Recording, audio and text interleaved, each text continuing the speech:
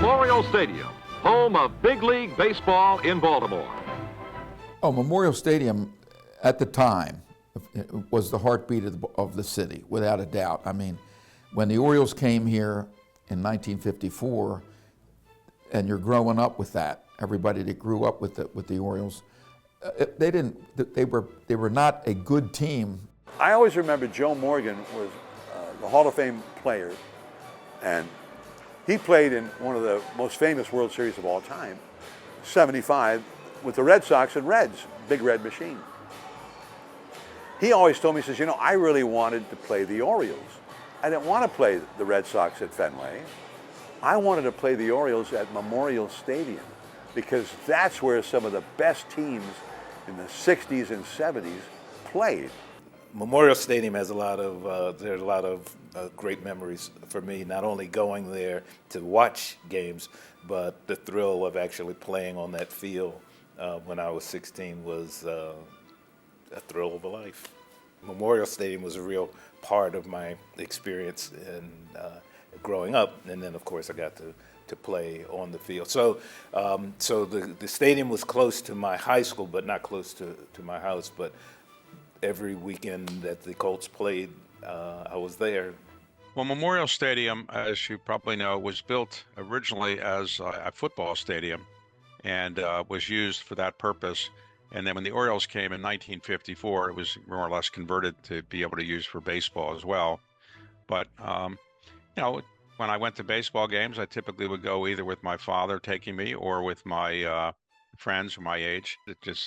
Things I mostly remember are that when I was going with my friends, I would always get bleacher seats, and then after a couple innings, try to go to a better seat, and then a couple innings after that, go to a better seat, and by the ninth inning, work my way down to the box seat when I'd usually get thrown out when somebody realized I probably shouldn't be there. When opening day occurred, if you got a letter from your mother asking you to be excused from school for half of the day to go to opening day, that was fairly common, and a lot of people would do that. But of course, every day I took the 7th and then the 22, and then drove, and then it went past Memorial Stadium every day. So twice a day I'm seeing Memorial Stadium. Memorial Stadium, the most notable things about Memorial Stadium, because it was an old ballpark that was built the way those ballparks were built. It had the big supporting poles, the girders. So there were seats in the lower deck that had obstructed views. I grew up with Candlestick Park in San Francisco, which was a similar era and built the same way and had those same poles. And I remember sitting on that lower deck, back a little bit from the field in what they call the reserve seats. And here's the pitcher. We're over on the third base side. There's the pitcher. There's a big pole. And then there's the batter. The pitcher would throw, and the ball would disappear behind this pole, and then we'd see the batter either swing or take. So that was weird. And somewhere along the way, people felt like, we got to get rid of those poles. People don't like that.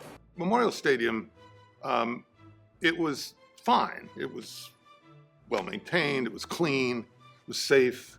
It wasn't until a few years went by when the stadium construction process across the country got underway that you kind of started seeing the shortcomings in Memorial Stadium. I mean, it was multi-purpose, so you didn't have the perfect sight angles you would like in a baseball-only facility, but it was really the facilities itself, the locker rooms. Henry Peters, the general manager, had an office that was about a 2x4 with a desk in it. They were just lacking in a lot of amenities. And unless you happen to be somebody who parked there and the game was a blowout and you said, hey, let's beat the traffic. Well, you couldn't beat the traffic because your car was surrounded by other cars. There weren't like just your car and then a car on the other side, and then you just back out into the lane. There was no lane. All the cars were just packed in together, and you couldn't leave until all the cars around you left. So I remember people would say, man, the fans here, they really stay to the bitter end at these games. Yeah, like, well, well, what else are they going to do?